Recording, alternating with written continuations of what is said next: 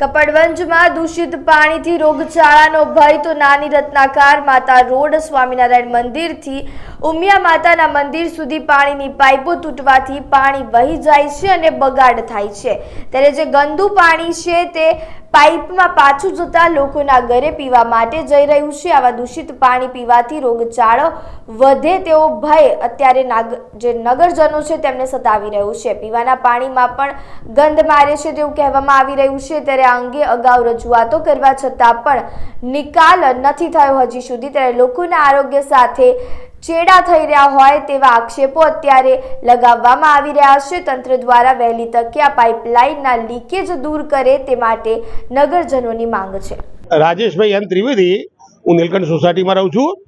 અમારા રોડ ઉપર પાણીના લીકેજો 8 થી 10 જગ્યાએ છે।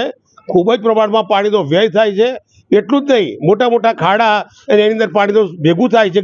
એ પાણી ગંદુ, ગાયોના છાણ મૂત્ર બધું હોય, અંદર કૂતરા પણ પડતા હોય અને એ બધું ગંદુ પાણી પાછું અંદર પાઇપમાં જાય, એ અમારા ઘેર આવે છે। એ પાણીનો અમે પીવામાં ઉપયોગ કરીએ છીએ, જેથી અમારું સ્વાસ્થ્ય જોખમાય છે। આમ આ છેલ્લા 2 મહિનાથી સમસ્યા છે। અમે નગરપાલિકામાં અવારનવાર રજૂઆતો કરી કે આનું લીકેજ કંઈક સોલ્યુશન લાવો અને આ લોકોના સ્વાસ્થ્યને જોખમાય નહીં એના માટે પગલાં લો, પરંતુ બેરા કાને કોઈ સાંભળવા તૈયાર નથી અને આજ સુધી આ સમસ્યા અમારી કોઈ ઉકેલી શક્યું નથી।